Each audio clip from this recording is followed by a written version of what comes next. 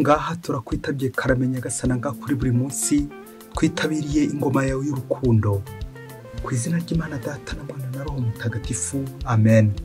Amahoro bana b'Imana, ni muhumure, Imana iradukunda, ije kudukiza kuri uyu wa gatanu w'icyumweru cya kabiri cy'igisibo tariki 10 Werurwe 2023. Isomo rya mbere niryo mu gitabo cy'intangiriro umutwe wa 37 umurongo wa 3 kugeza ku wa 4, wa 12 kugeza ku wa 13, wa 17 kugeza ku wa 28. Isiraheli yikundiraga Yosefu kuruta abandi bahungu be bose, agatsinda yari umwana wo mu zabukuru. Yari yaramuboheye ikanzu y'amaboko maremare.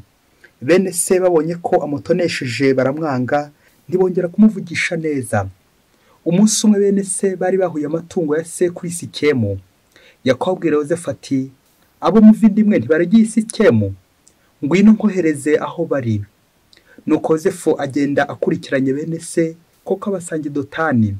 Bamubonera kure atarabageraho, batangira kumugambanira ngo bamwice.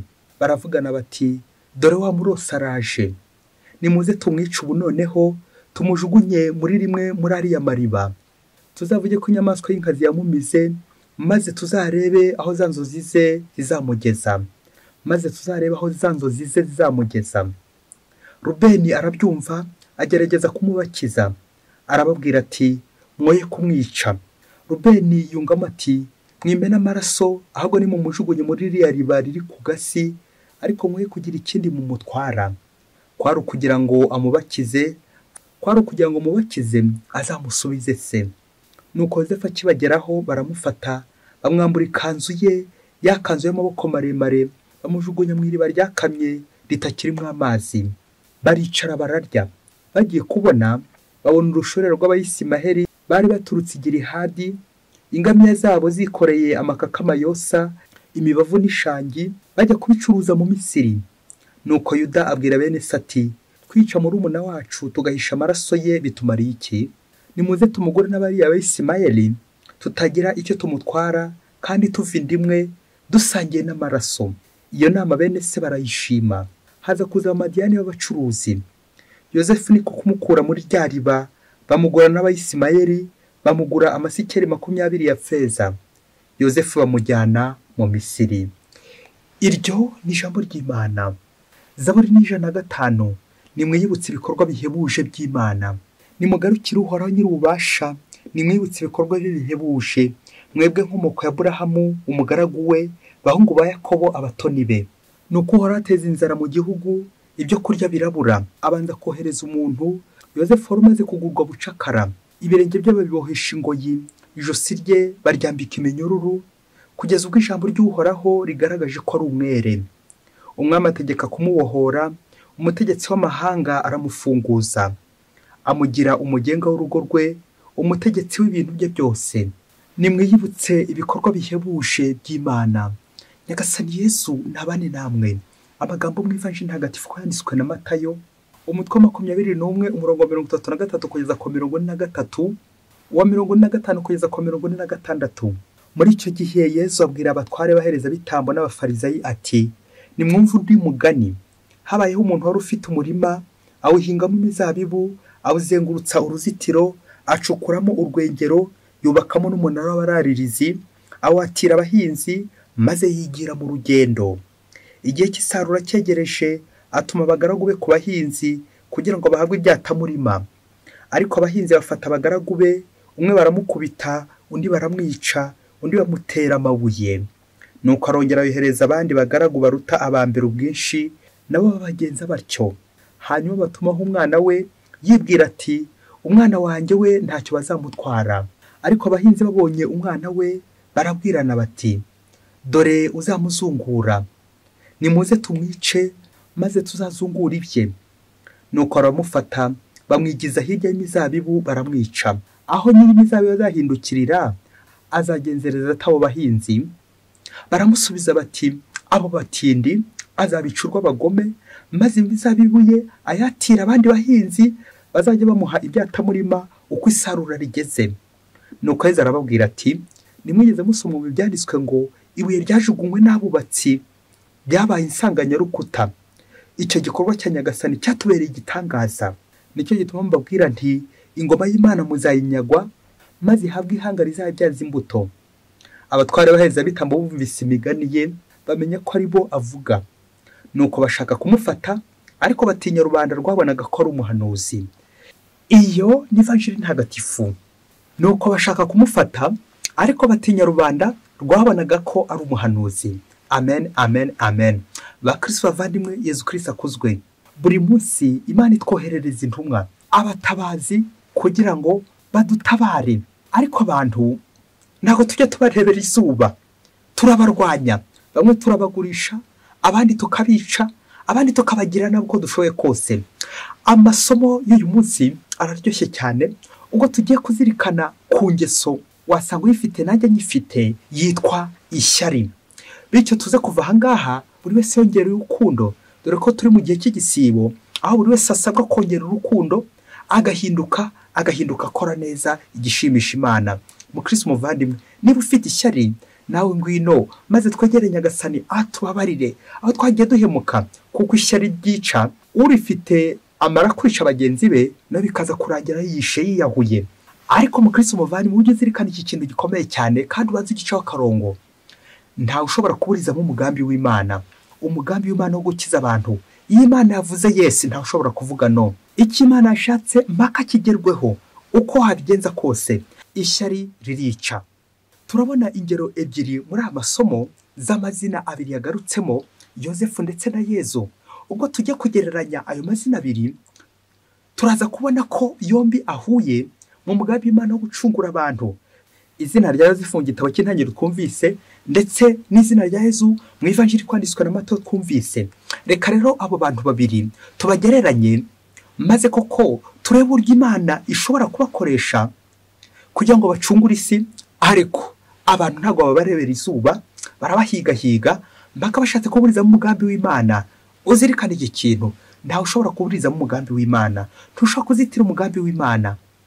Hari ibintu byinshi Yosefu na Yezu bahuriyeho, ariko nahisemo ko tuzirikana ku bintu bitanu by'ingenzi, bityo nawe uze kugenda wongeraho ibindi, ariko byose biri mu mugambi w'Imana wo gucungura abantu. Mu kugereranya Yosefu uri guhamagara Yezu, icya mbere bahuriyeho ni amazina yabo. Niyo mukurikira amazina yabo, atangirwa n'inyuguti ya ya cyangwa na ji hamwe, Yosefu na Yezu.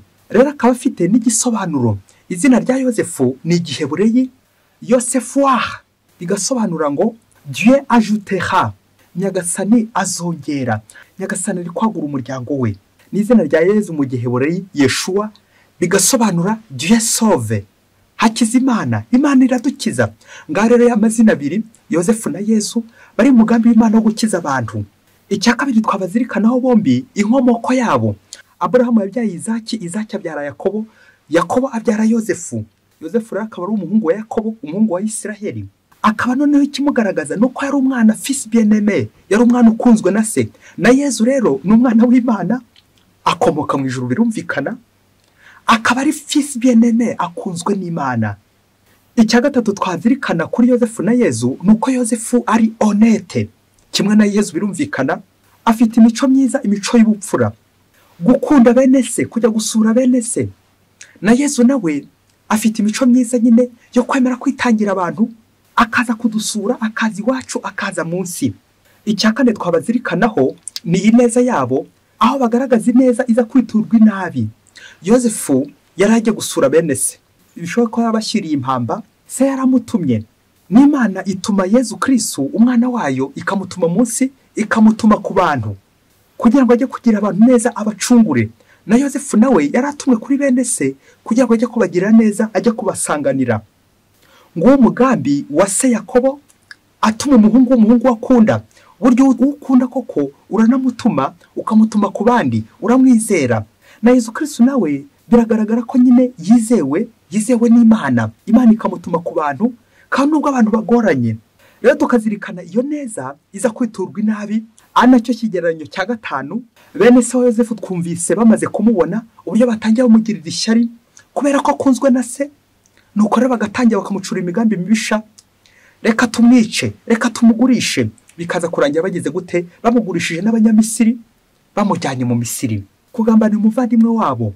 Ibi gatuganisha nanone kuri Yezu, kuri ingingo ya gatanu, uburyo Yezu koko yagambaniwe n'abande, yagambaniwe na bene wabo abo yaraje gusura, abantu babandi yaje gukiza nibo bagiye kumwicisha. Kumvise muri Ivanjiri abigisha amategeko ndetse n'abafarizayi aba bari gucura imigambi mibisha. Yezu Kristo abaciriye umugani devinero homicide, abanyameza b'abahotozi, babandi koko bafite ishyari, aho bagambanira umwana w'Imana bakamwica kubera ishyari. Aha mu gihe mu isezerano rya kera Yosefu afitanye isano na bene se, isano y'amaraso, noneho mu isezerano rishya Yezu Kristo muri Ivanjiri we afitanye isano n'abakristo, isano isumbi y'amaraso.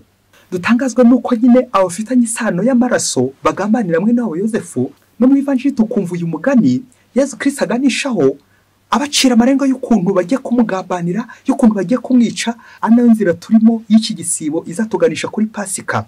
Nuko nubwo bazamwica, amaherezo ya Yosefu nayahe?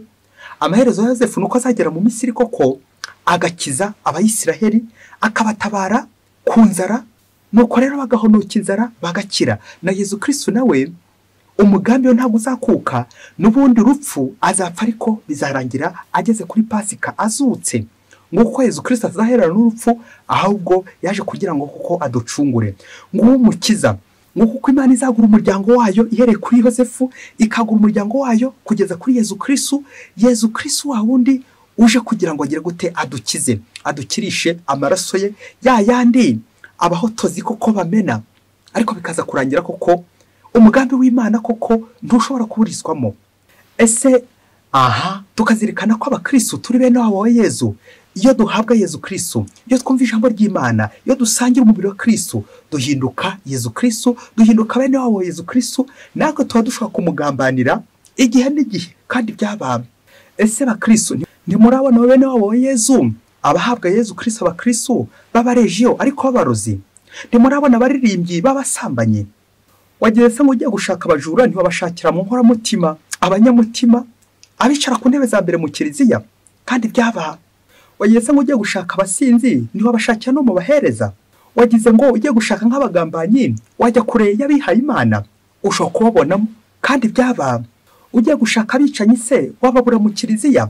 Abarozi, abakuramo inda, abakurishamo inda, abafasha abandi gukuramo inda, abo si abakristo? Abo si bene wabo Yezu Kristo? Abo si banimateri na banimatrice muri za korari, mu biterane by'amasengesho, mu byumba by'amasengesho, mu masengero runaka? Aha bigatwibutsa ko twese buri wese atitonze, yaba umwicanyi, yaba umuhotozi, yaba umugambanyi, kuko hari igihe dushobora kwihisha mu kiliziya, tukisha mu rusengero, ariko turi kugambana, turi kugambanira inzirakarengane. Yosefu na Yezu bahuriye kuki? Nuko nyine ari inzirakarengane, ce sont des innocents. Nguko natwe hari igihe dushobora kugwa mu mutego tukagambanira intungane, tukazica urubozo, tukazitesha umurongo. Intungane bavuga ni umuntu wese udashobora kwivugira, umuntu uri kurengana, aho kumurengera ahubwo ukamurengera. Ni wowe wese udafite kivugira, ni wowe wese udashobora gukurwanya, bikaza kurangira koko uri kumuhotora. Kubera iki? Wamugiriye ishyari kandi ejo n'ejo bundi wazasanga yakugoboka. Umugambi w'Imana ni ndakuka, nubwo wagira ishyari bwahe ntabwo ushobora gukuraho umugambi w'Imana. Umunsi umwe yijya kure cyane muri Afurika, ngo urugo les jeunes mariés, ngo umusore n'umukobwa bari bamaze gushyingirwa, nuko rero baza kujya inama. Barebye ubuzima bwabo ukuntu bashaka ko bwazamera mu minsi iri imbere, bajya inama ko ubwo bamaze gushakana bose ko batararangiza kwiga, bagomba kubanza kurangiza kwiga, bakazabona kubyara, bakazabona gusama bamaze kurangiza amashuri. Nuko rero kwikubitiro bajya kwa Onapo kugira ngo bazitire isama hato babanze barangiza amashuri bari barimo, bityo bazaye bafungura kubyara barangije kwiga amashuri. Ubwo bafata inshinge ndetse n'ibinini kugira ngo bataza gusama. Nuko bariga. Igihe rero kiza kugera, bya bindi by'uko nyaki batarara bushyitsi, kandi bya bindi by'uko nyine aho umutindi yanitse ngo ntiriva, biza kurangira embomate umugore agize gutya yumva ngo yasamye. Nuko ngo yumvise yasamye, kandi koko yari yarashyizemo ibihato, yari yarabizitiye uko ashoboye kose, banza n'uruzitiro rw'igipangu kiriho amacupa hejuru ndetse n'insinga z'umuriro, ariko biza kurangira koko asamye. Nuko ngo abikojeje umugabo we, umugabo banza yaramuhindutse, ariko biza kugera igihe nyine barabyakira. bamaze kubona ko basamye kandi koko igihe cy'ibizamini cyari cyegereje bagomba kujya gukora ibizamini muri iyo minsi, batekereza uburyo umugore azakomeza kurwana n'iyo nda ndetse n'ibyo bizamini, babona koko atazawuva. Umunsi umwe rero umugabo n'umugore bongera kujya inama, bumvikana uburyo bwose iyo nda bayikuramo kugira ngo koko babanze barangize iyo proje yo kwiga, bakore n'ibizamini ubundi batsinde. Nuko rero hashinge ha kinini yanda ngo bagiye kuyikuramo, ariko irabananira neza. Nuko igihe kiragera koko bumva bayikuyemo, hashinge ha kinini biranga, yanga kuvamo. Nuko baza kujya kwa magendu kugira ngo yibakuriremo. Magendu ushatse kuvuga ari specialiste, bahaye amafaranga kugira ngo bafashe kuyikuramo. Maze ngo arababwira ati nubwo amafaranga ngiye kuyarya, ariko reka mbabwire ibintu bibiri, iyi nda urahitamo kuyikuramo cyangwa wowe igukuremo, urahitamo kuyivanamo cyangwa wowe ikuvemo. Bishatse kuvuga ngo urahitamo upfe cyangwa yo uyikuremo, kuko nyine yabonaga bigoye ko iyo nda yavamo mu byaha adapfuye. Nuko igihe kiza kugera koko abonye binaniranye, wa mugabo naho umugore bajya inama koko babonye byanze yanda kuyivanamo. Nuko barayireka yandiza kuvuka. Yandi maze kuvuka, bishoboye ko bari bakiri mu masomo, umwana amaze kuvuka, amaze kumwakira, basanga uwo mwana hari urugingo abuze rw'ingenzi, ngo yarabuze akaguru.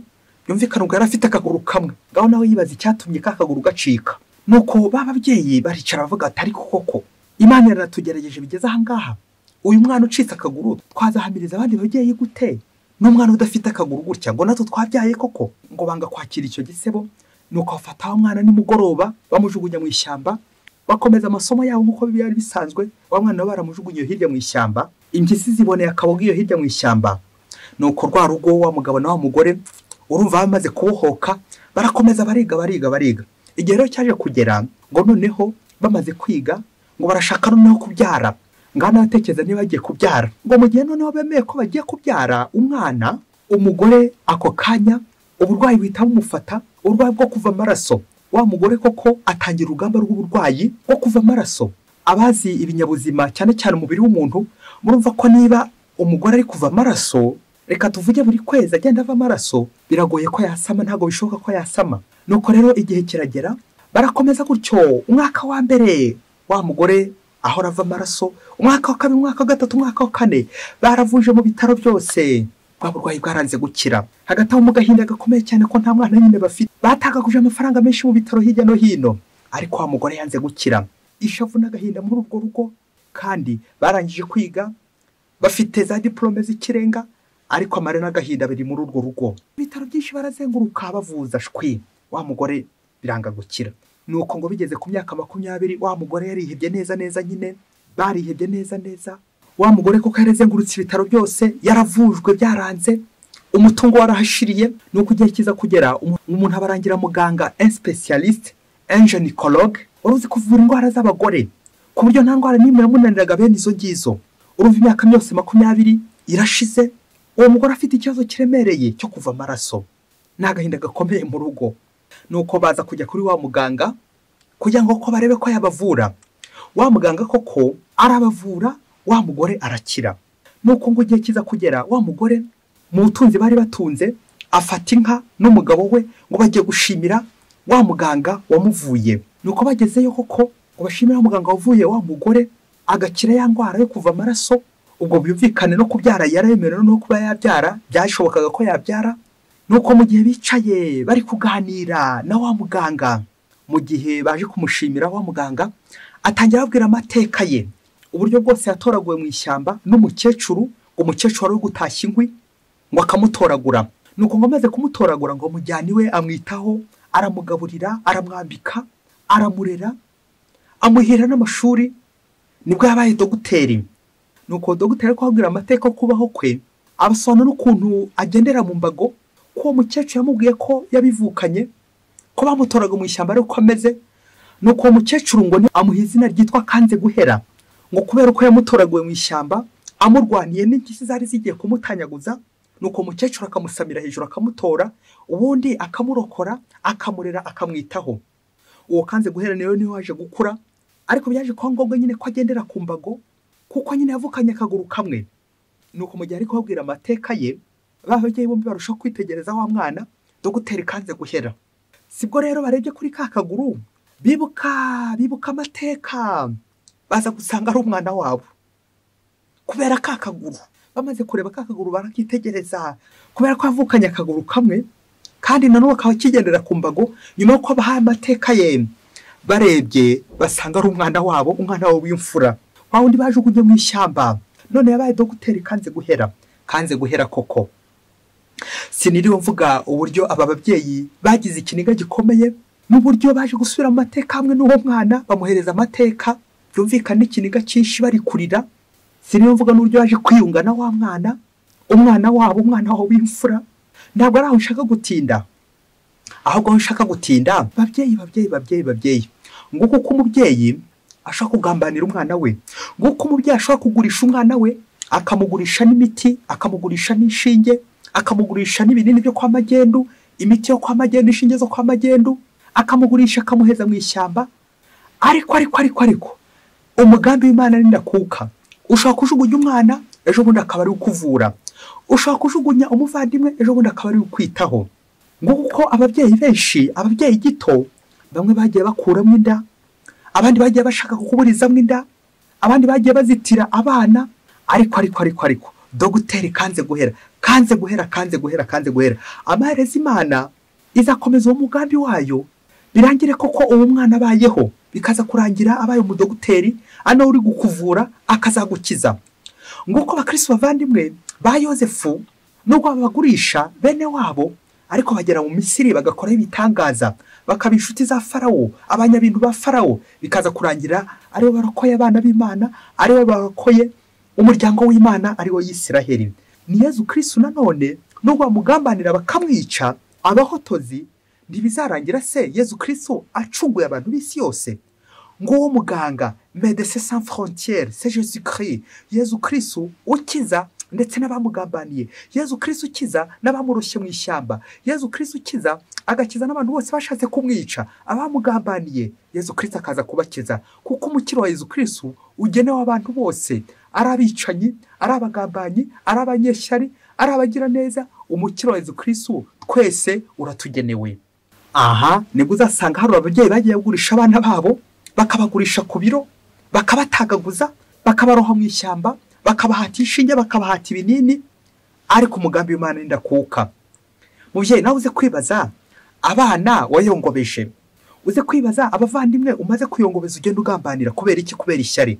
Nguko uko tugira nabi abantu batagize nicyo badutwara, nguko tugirira nabi les innocents, abantu b'Imana, indahemuka, inzirakarengane, umuntu utatugirira nabi tukamushomba tukamugira nabi, kandi waje gutugira gute? Aje kutugira neza. Ngabo ba Yezu turigisa, ngaba Yezu tugirira ishyari, ngaba Yezu turi kugambanira amanywa n'ijoro. Ese mu Kristo muvandimwe, nta muvandimwe uri kugambanira muri no minsi, nta muvandimwe uri gucura imigambi mibisha, nta muvandimwe uri kugirira ishyari.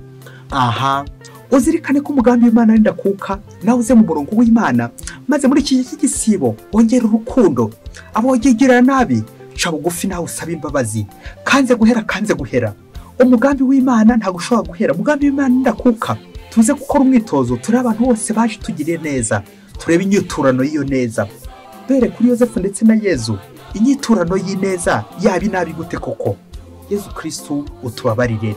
Mwese Imana ibaho umugisha, Imana Data na Mwana na Roho Mutagatifu. Amen. Padiri Musumuko Ladislas wa Diocese ya Cyangugu.